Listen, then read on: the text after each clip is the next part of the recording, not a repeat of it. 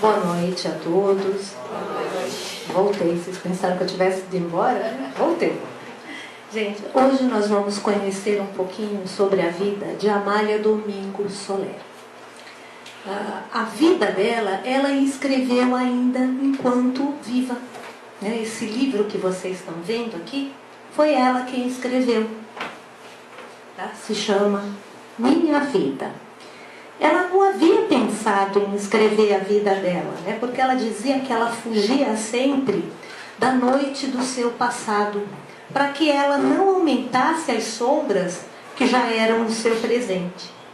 Mas Padre Germano, que era o espírito, que era mentor dela, mais lá na frente nós vamos conhecer a história dele, ele vivia sempre pedindo que ela escrevesse sobre a vida dela, que ela deixasse uma herança para os pobres da terra. E ela falava, mas que herança, Padre? Eu não tenho nada, Até quando eu desencarnar, até minha urna mortuária vão ter que fazer vaquinha, para pagar, eu não tenho nada. Ele falava, não, você tem que deixar o seu exemplo. Mas ela não se achava digna. Ela achava que não era suficiente ela relatar o passado dela, que não tinha valor nenhum. E ela se lamentava muito do presente que ela estava vivendo e entristecia-se muito pensando como seria o futuro dela. Então, numa noite, ela não sabe se estava adormecida ou se ela estava desperta, e ela ouve uma voz que vem em tom de recriminação e que fala assim para ela que os homens aqui na Terra são muito ingratos, que eles só se lembram das suas desventuras, que eles esquecem aquelas horas de prazer que eles têm, as alegrias que eles podem colher aqui, e que ela se lamentava muito dos infortúnios dela. Infortúnios que são produtos dos desacertos e das vezes em que ela se atolou nos atos das vidas pregressas. Será que ela não se lembrava da juventude dela, de uma flor que marcou a juventude dela, daquela mãe bondosa que a pegou no colo, que cuidou dela, que dedicou a vida em amor a ela? Será que ela não se lembrava de nada disso? Quantas vezes aquela mãe velava o sono dela, fazia tudo para que ela não sofresse?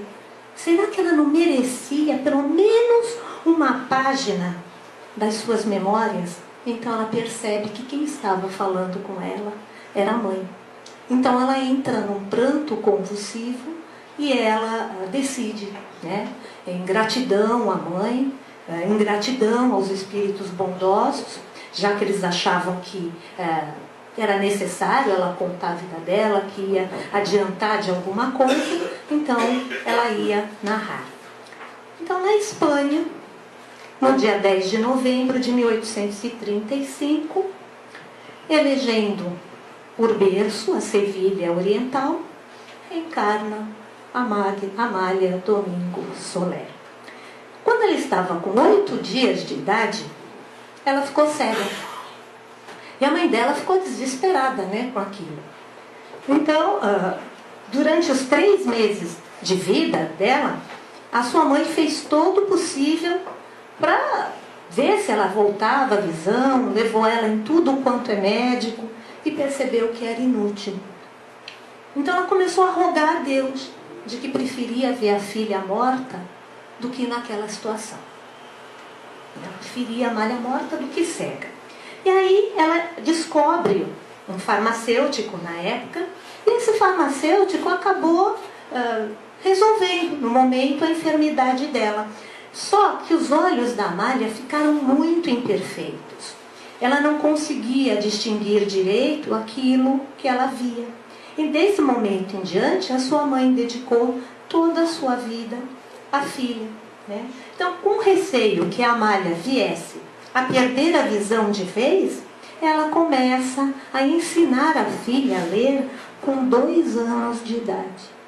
Então, aos 5 anos, ela fazia com que a filha lesse em voz alta 2 horas por dia. Com 10 anos de idade, Amália escreve as suas primeiras poesias. E quando ela estava com seus 18 anos, os seus primeiros versos. Então a relação que a Amália tinha com a mãe dela era uma relação de espíritos afins. Elas se entendiam no olhar, uma adivinhava o pensamento do outro, da outra. Ela era órfã de pai. Quando ela era pequenininha, o pai foi fazer uma viagem e nunca mais retornou. Então, numa certa noite de verão, estava ela e a mãe, sentadas em frente aos jardins de Santelmo, na época, e a Amália contava com 25 anos de idade. E as duas estavam muito tristes nessa noite, porque sua mãe tinha uma doença que era incurável para a época. E ela só estava viva porque ela precisava viver, por força de vontade. Porque ela sabia que ela tinha que olhar a filha. Então, ela tomando as mãos da filha entre as suas, ela confessa que ela tinha muito medo de morrer, porque ela sabia que a vida dela estava já por um fim. E ela estava apavorada com que a filha pudesse vir a sofrer. Porque ela sabia que a Amália não enxergava direito. Não tinha nenhum ofício. Era desajeitada para as lidas domésticas. Então, o que seria da filha dela? Então, tomada de desespero, impotente para trabalhar, a Amália começa a rogar a Deus que as ampare, porque o que acontece? Com a doença da mãe, o pouco recurso que elas tinham estava se acabando. E ela estava vendo a hora que a mãe ia terminar os dias no asilo. Então ela pede a Deus: Senhor, leva a minha mãe, leva, porque sem ela eu vou ter força de continuar a vida. Mas com ela sofrendo, eu não sei se eu vou conseguir. Então dessa noite em diante, a mãe começou a piorar. E ficou 14 dias naquela situação, vindo a desencarnar. Durante os 3 primeiros meses do desencarne da mãe, a Amália perde a memória por completo. Os recursos que elas tinham se esgotaram, com o tratamento da mãe. E as relações que ela tinha com a família, que na realidade eram os parentes dos pais, não eram das melhores. Então, o que acontece? Juntaram-se as amigas, as comadres, e sugeriram para ela que ela entrasse num convento. E ela falou que não. Que ela não ia porque Deus se encontrava no sol, no rio, nas montanhas, nos abismos, em toda parte aonde tivesse vida. E não preso nesses templos sombrios, longe dos afetos humanos. Então, propuseram para ela que ela se casasse, sem amor, com um homem de meia idade.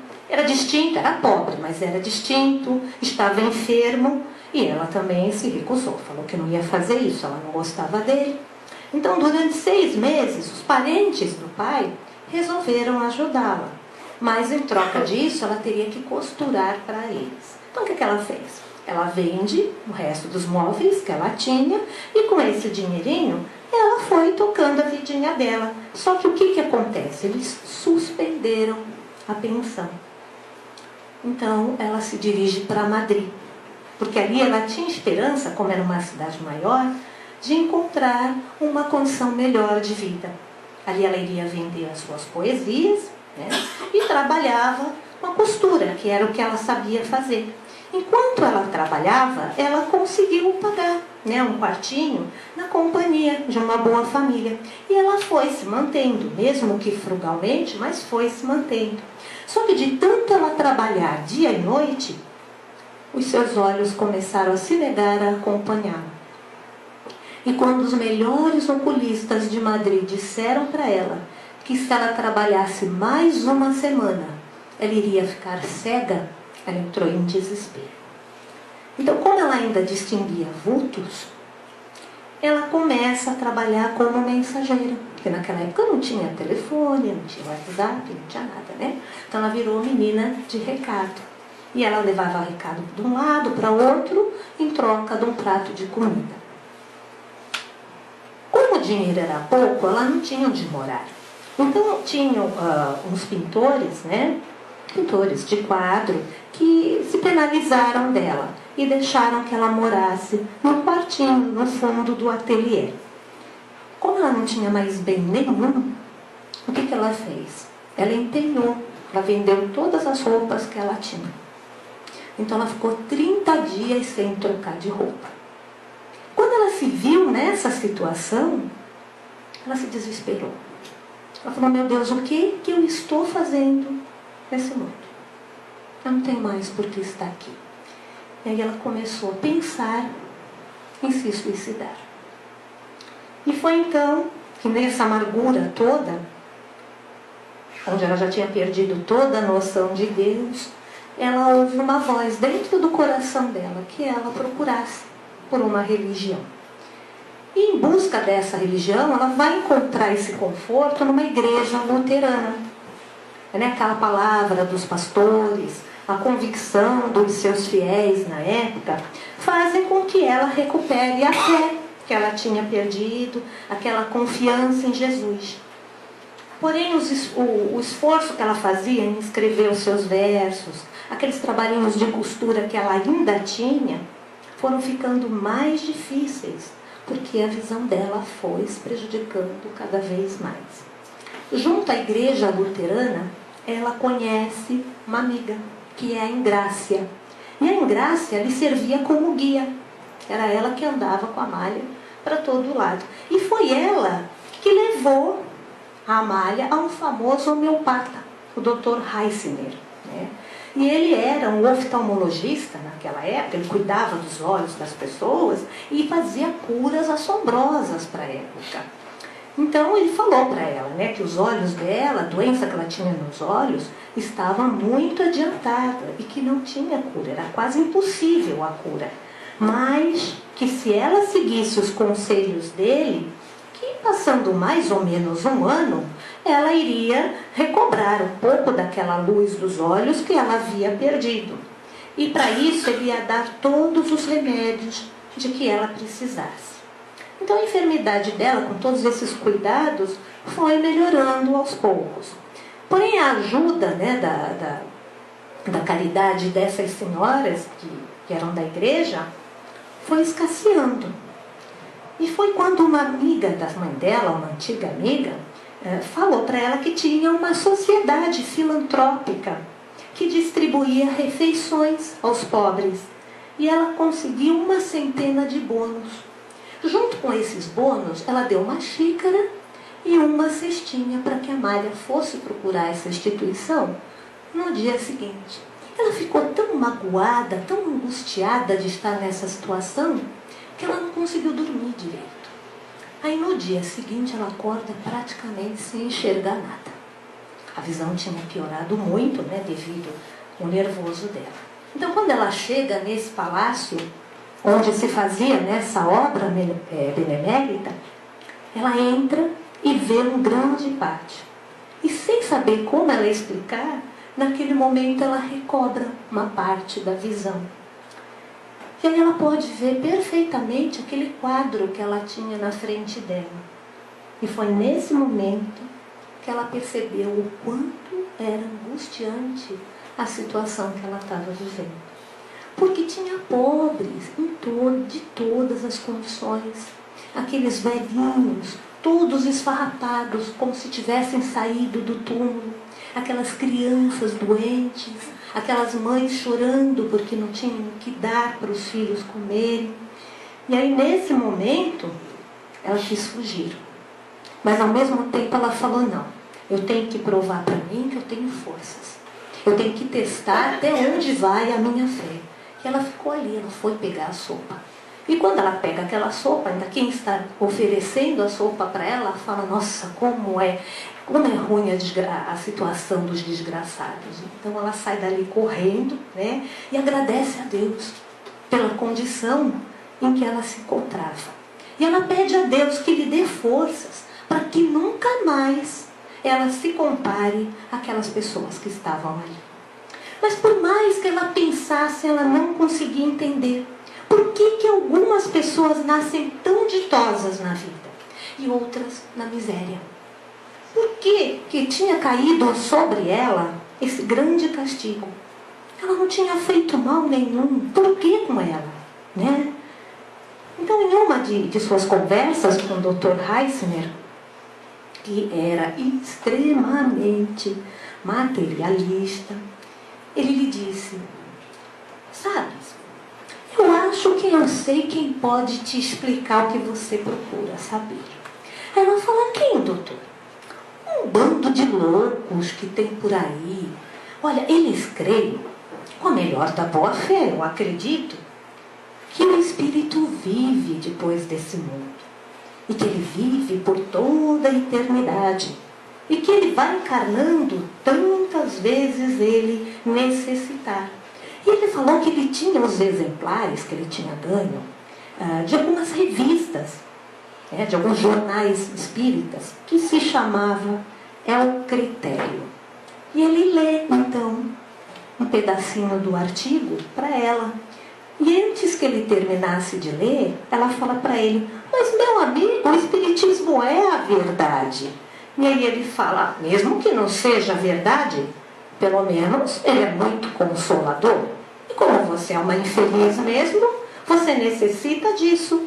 Então, eu vou trazer para você muito desses periódicos, porque eu ganho eles. Então, além dele cumprir com aquela promessa que ele fez de levar das revistas, ele lia os periódicos para ela, porque ela não enxergava, né?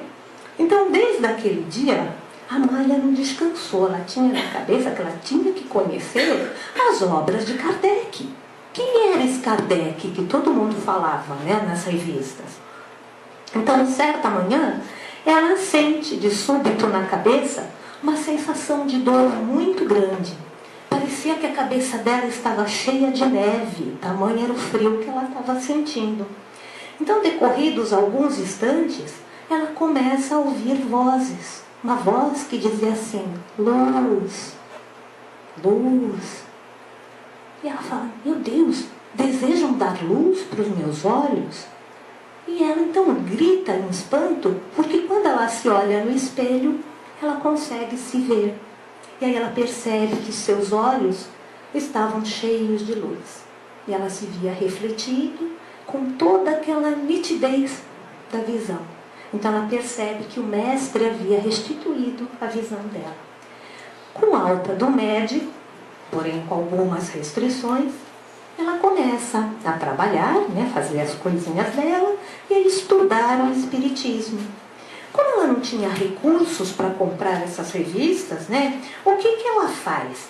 Ela, para poder ter acesso à revista, ela envia para o El Critério, aquela revista que o doutor havia arrumado para ela, uma poesia. E um tempo depois ela recebe uma carta do editor, que era Visconde de Torres Solano, e nessa carta vinha acompanhada um exemplar da obra dele, que era Preliminares do Espiritismo.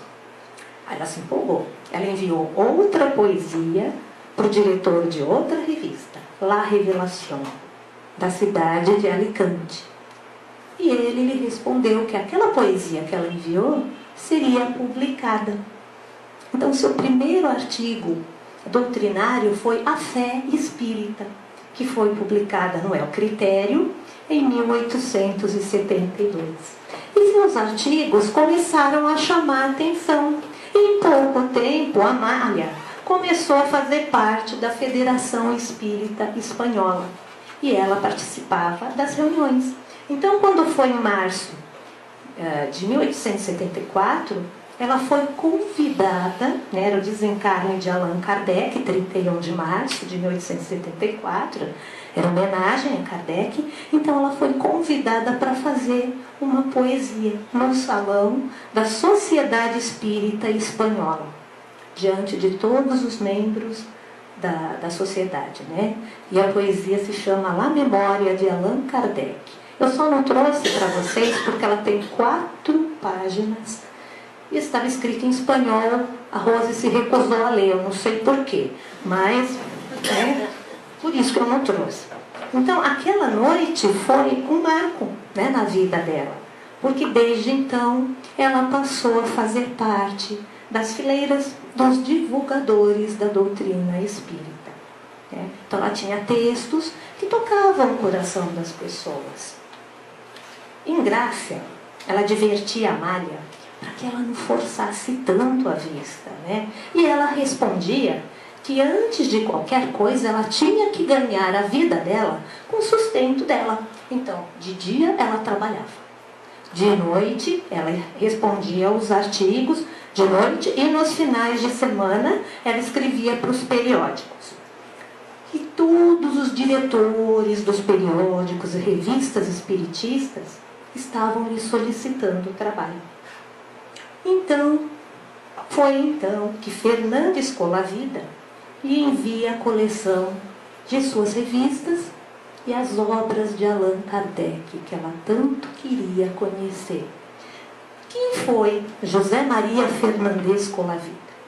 Ele foi o primeiro tradutor das obras de Allan Kardec para o espanhol. Em 1868, ele funda a Revista de Estudos Psicológicos de Barcelona. Então, são valiosos as experiências dele sobre hipnotismo, magnetismo, regressão de memória. E por toda essa atuação dele na doutrina, ele foi conhecido como Kardec espanhol. Então, com o excesso do trabalho, os olhos dela começaram a piorar. Então, o seu médico lhe aconselha que ela fosse descansar, que ela fosse tomar banhos de mar para relaxar. E a convite de uma família espírita, que lhe manda, óbvio, o dinheiro da viagem, ela vai para Alicante. Dom Manuel Ansó, que era o presidente da Sociedade Espiritista Alicantina, ele dizia sempre para ela: como pode progredir se não te detém? Quanto pode progredir sem compreender qual é o seu dever? Porque o que eles queriam? Eles queriam que ela parasse de trabalhar. Eles queriam que ela ficasse morando. Eles davam casa, comida, em troca do trabalho dela, né? A doutrina espírita. Mas ela dizia que não, que ela tinha que se sustentar.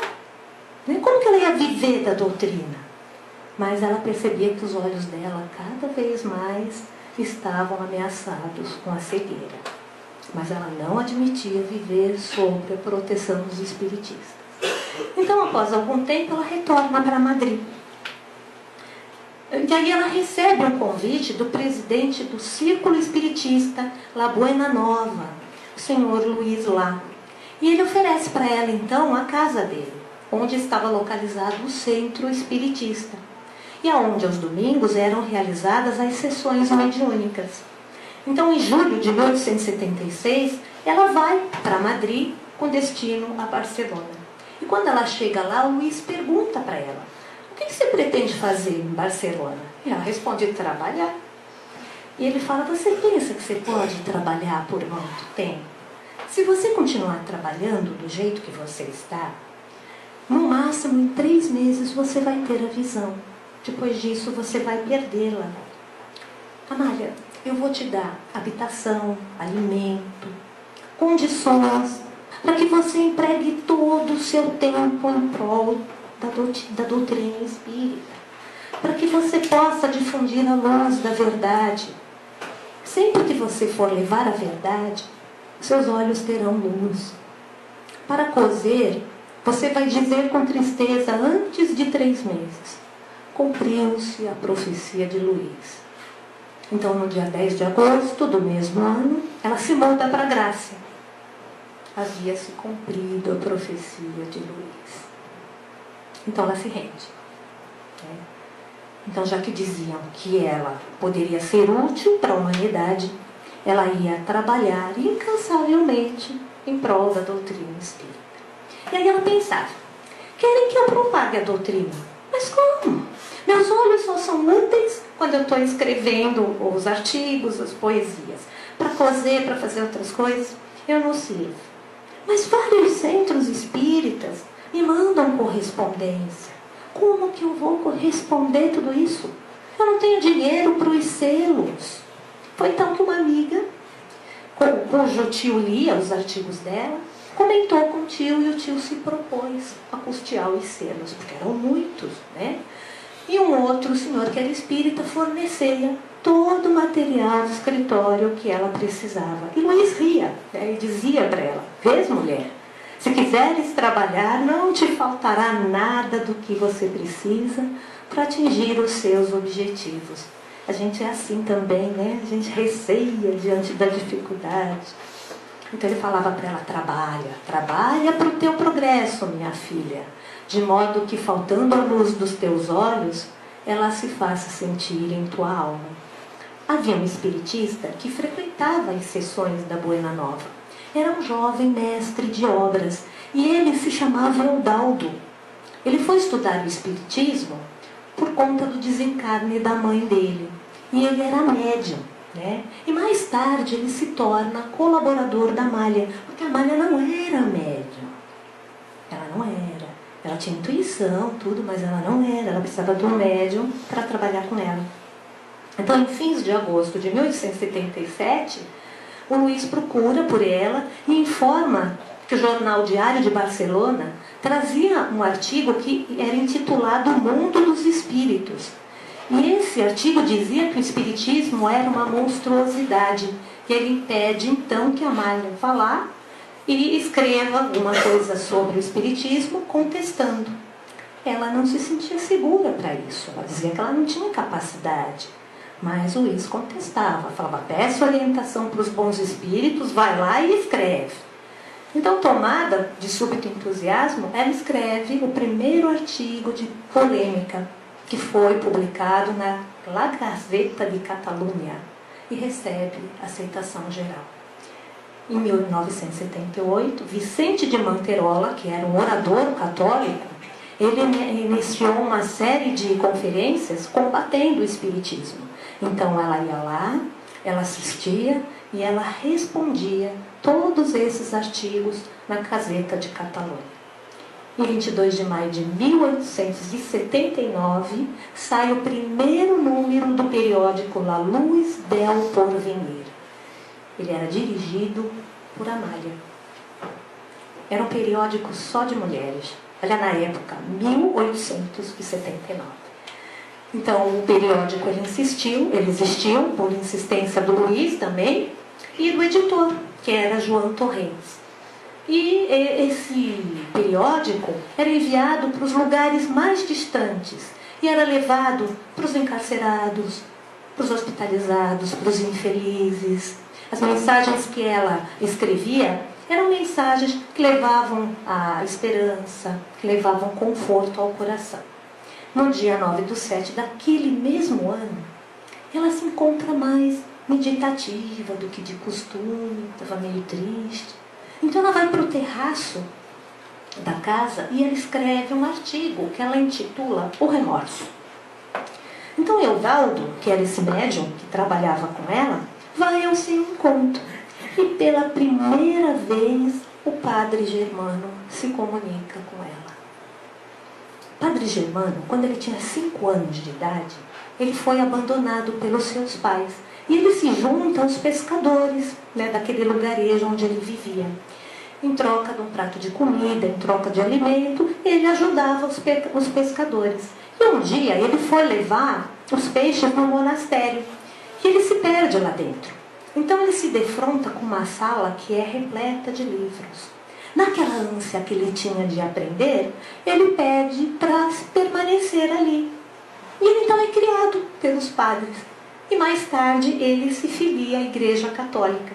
Então ele vivia ali naquela pequena aldeia, sempre rodeado pelas crianças, né? E ele ia exercendo o sacerdócio dele, até que desencarna o padre da aldeia. Ele se recusava a sentar num confessionário, ele não queria, né, saber da vida de ninguém, porque ele dizia que era muito ruim atravessar o tribunal da consciência humana. E ele recolheu muitas ovelhas que eram desgarradas. Então o padre Germano esclarece para ela, porque ela não estranhasse aquela emoção que ela estava sentindo, porque aquilo era fluido dele que estava envolvendo. E que quando ela se acostumasse com aquilo, aqueles sentimentos que ela tinha, ao invés de tristeza, iam ser sentimentos de alegria, porque ela ia saber que era ele, né, quem estava por perto. Então ele comunica que ele era o mentor espiritual dela. E que daquele dia em diante, ele, com alguma orientação, que ela chamasse pelo Eudaldo, que ele iria orientá-la. E que a partir daquele dia, eles iriam começar a ditar, ele ia começar a ditar para ela as suas memórias. Então, no livro Memórias do Padre Germano, da Amália Domingo Soler, ele relata cada confissão, né, que ele coloca ali, naquela confissão, o amor que ele teve por aquelas pessoas, ele arriscou a vida dele, ele arriscou a profissão dele para poder ajudar. E ele costumava dizer o seguinte: a verdadeira religião é fazer o bem pelo próprio bem, amando ao bom, porque pelas suas virtudes merece ser amado, e ao desajustado, porque é o enfermo da alma em estado gravíssimo, e só com amor pode curar-se. Então fica aqui para vocês o convite, né, para conhecer um pouco mais do Padre Germano. Certa tarde, a mãe estava conversando com os confrades, né, espiritistas sobre a juventude. Como a juventude é difícil da gente ver a sinceridade num relacionamento, principalmente entre um rapaz e uma moça. Isso naquela época. Como já estava difícil, né? E ela se lembra, sem querer, de um companheiro dela, um amigo de juventude, que era José Alvarez. Então, naquele mesmo jardim que ela ficava com a mãe, ela, certa tarde, encontra com José Alvarez, e ele, então, retira uma rosa e entrega para ela, né?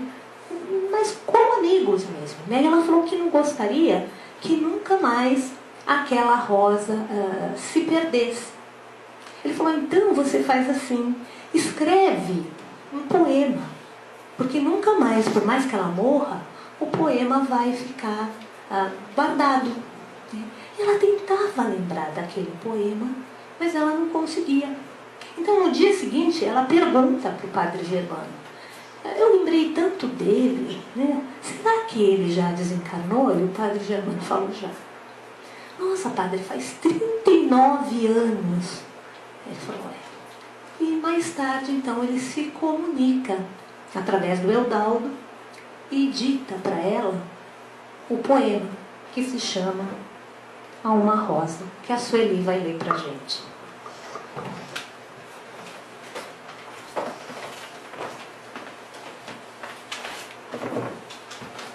Boa noite. O poema está em Memórias de uma Mulher e o nome da poesia é Para uma Rosa. Flor de formosura ideal, bela e delicada rosa, eu te contemplo orgulhosa em um jardim oriental. Sou um ser que compreende, que admira a tua formosura. Com receio te arranco, em minhas mãos te deixo e te olho com ternura. Outra vez nos encontramos. Em memória dessa rosa, carinho eterno juramos. De amizade pura e preciosa, o santo laço formamos. Hoje, tuas pétalas sem cor, eu contemplo e bendigo, pois me deram um amigo, que é uma singela flor.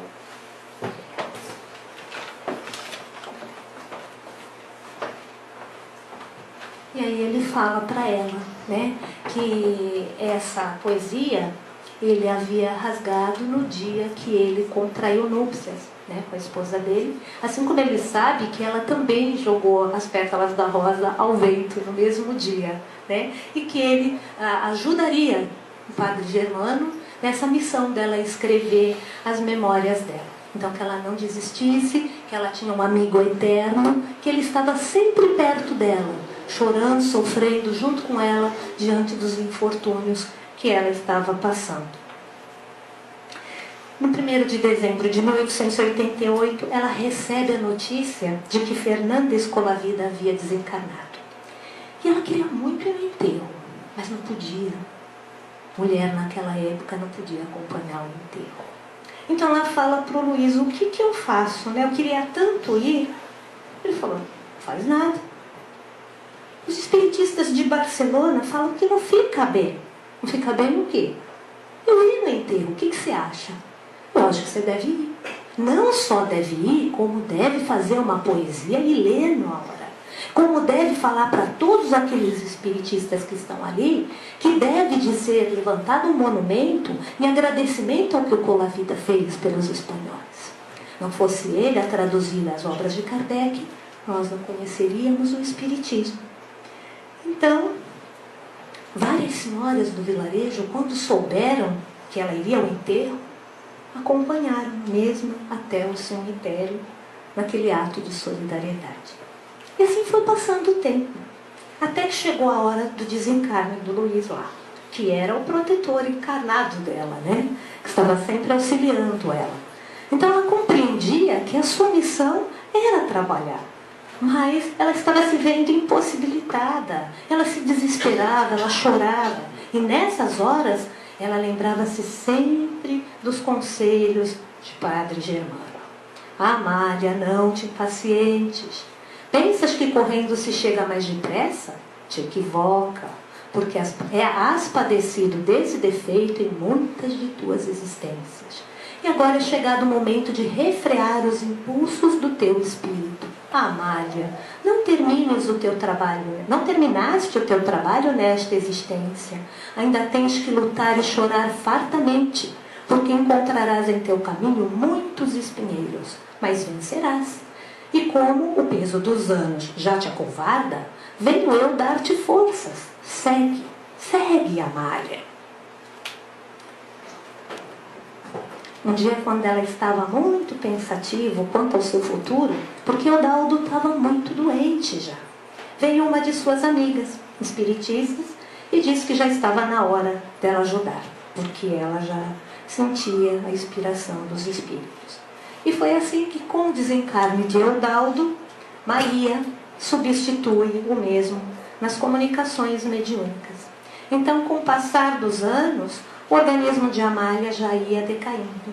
O seu corpo já estava pedindo descanso, mas ainda não tinha chegado a hora do seu espírito deixá-lo. Amália veio desencarnar tuberculosa, depois de ter adquirido uma broncopneumonia, à 1h30 da madrugada, no dia 29 de abril de 1909, contando 73 anos de idade.